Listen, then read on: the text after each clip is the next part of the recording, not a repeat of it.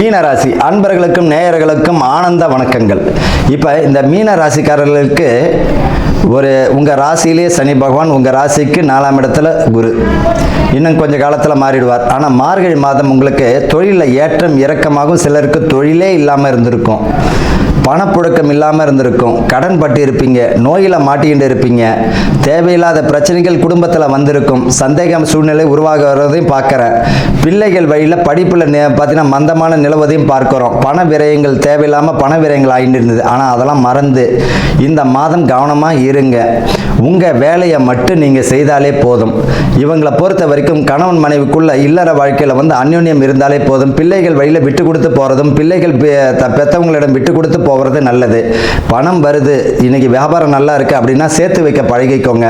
தேவையான பொழுது நீங்கள் அதை திருப்பி நீங்கள் செலவு பண்ணிக்கலாம். என்ன காரணம் அப்படின்னா உங்களுக்கு நேர காலம் இப்போ ஆகா ஓகோலாம் கிடையாது. உங்கள் வேலையை நீங்கள் பார்த்தீங்கன்னா தப்பிச்சிங்க. பணம் விஷயத்தில், கொடுக்கல் வாங்கல் விஷயத்தில் கவனமாக இருக்கணும்.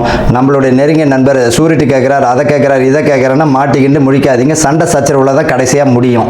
அதே போல் நண்பர்களிடம் எந்த ஒரு ரகசியத்தையும் ரகசியமாக வச்சிங்கன்னா நல்லது. ரகசியம் உங்களோட இருந்ததுன்னா அது பிரச்சனை இல்லை. உங்களை தாண்டி உங்களுடைய நண்பர்களும் போகும்போது அவர்களுடைய நண்பர்கள் அது போகிறதுக்கு வாய்ப்புகள் உண்டு. கடைசியில் மன சங்கடங்கள் கொடுக்கும். உங்கள் குடும்பத்தை மட்டும் நீங்கள் பாருங்கள். தேவையில்லாத கதைகள் வேண்டாம்.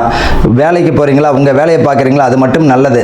ஆரோக்கியமான வாழ்க்கையை வாழுங்க. அதே போல் சிலருக்கு பார்த்தீங்கன்னா நீர் சம்பந்தப்பட்ட வியாதி, ரத்த சம்பந்தப்பட்ட வியாதி, வயிறு சம்பந்தப்பட்டது, பாத சம்பந்தப்பட்ட பிரச்சனைகள் இருந்தாலும் அவர்களுக்கெல்லாம் மருத்துவங்கள் நல்ல ஒரு அபரிதமான பலனை தந்துவிடும்.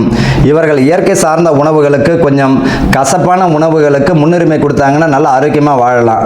இவங்களை பொறுத்த வரைக்கும் செவ்வாய்க்கிழமை, வெள்ளிக்கிழமை எப்பொழுதுமே இந்த மீன ராசி, தனுசு ராசிக்காரங்கள் அசைவத்தை தவிர்க்கணுங்க. இவங்களை பொறுத்த வரைக்கும் செவ்வாய்க்கிழமை கசப்பையும், இனிப்பு வெள்ளிக்கிழமையில் இனிப்பை தவிர்க்கணும். வெள்ளிக்கிழமை மற்றவங்களுக்கு இனிப்பை கொடுங்க.